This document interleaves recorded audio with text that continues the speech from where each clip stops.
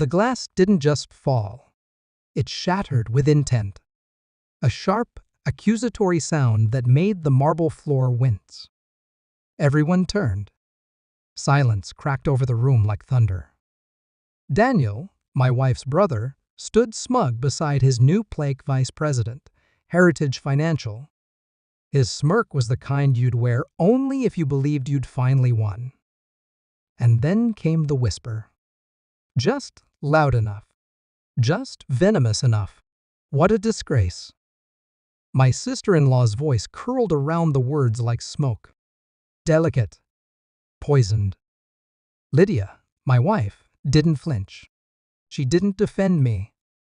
She didn't even look at me. She lifted her glass and sipped, as if my humiliation paired well with the wine.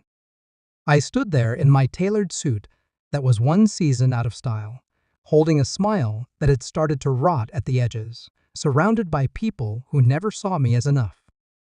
I wasn't a man in their eyes. I was a failure wearing borrowed pride. But storms don't announce themselves. They arrive. The front doors burst open, not with chaos, but certainty. The room inhaled as one. Marcus Velen walked in like a man used to owning air. CEO of Heritage Financial?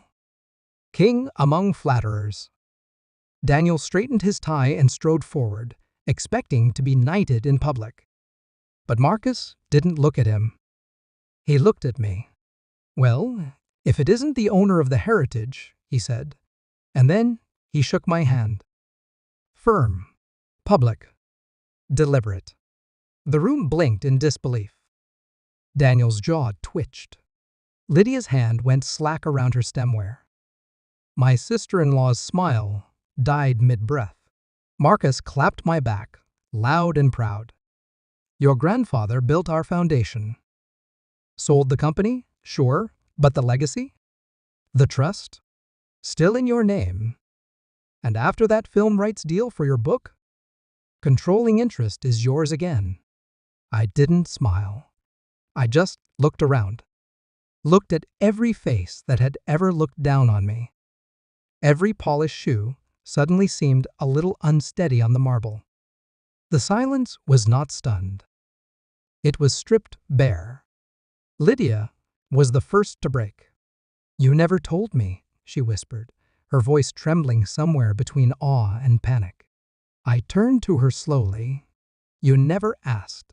She'd stopped asking a long time ago when the royalty checks started coming in, when I stayed up nights writing instead of begging for her attention. When I noticed the scent of a stranger on her collar. I remember the day I stopped trying to be enough for people who would never see me. Daniel stepped forward, shaking. You let us think. Think what? I interrupted. My voice didn't rise. It didn't need to. That I was beneath you? That I needed your charity? That my success was invisible because it didn't come in your currency? He fumbled, furious and exposed. His pride was unraveling like cheap thread. Marcus cleared his throat.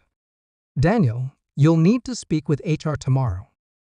Conflict of interest doesn't look great on promotion night. Daniel's face caved in. A man on top one moment, suddenly standing over a trapdoor he helped build. Lydia grabbed my wrist. Nails sharp. We're married. What's yours is protected, I said, removing her hand like a stain. You signed the prenup. She stared at me, lips parted, mind racing to remember what she'd skimmed years ago, back when she thought she was marrying down.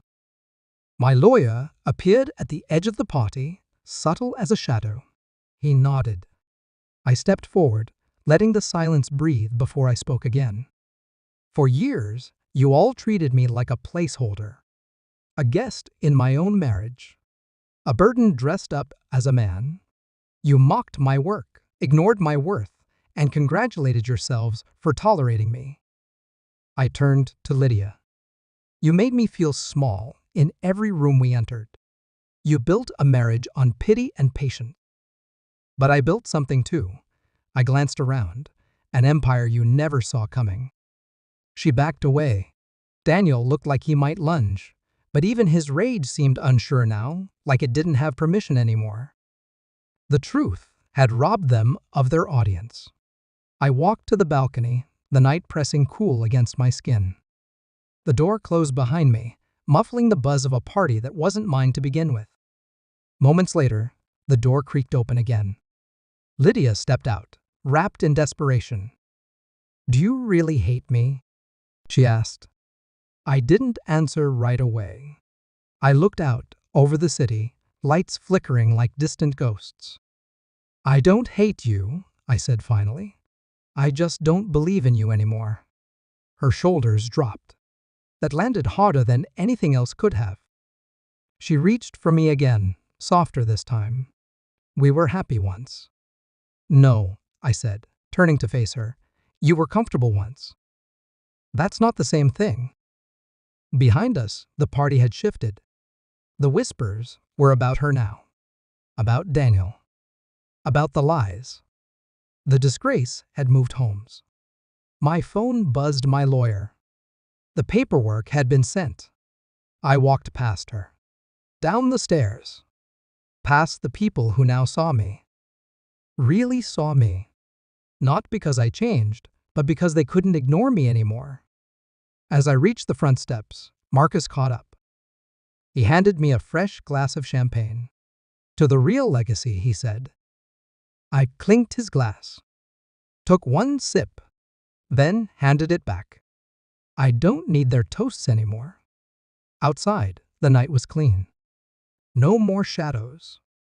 Just the quiet freedom of being underestimated long enough to become untouchable. And as I stepped into the waiting car, watching the mansion disappear behind me, I realized they tried to bury me. But I wasn't soil. I was fire.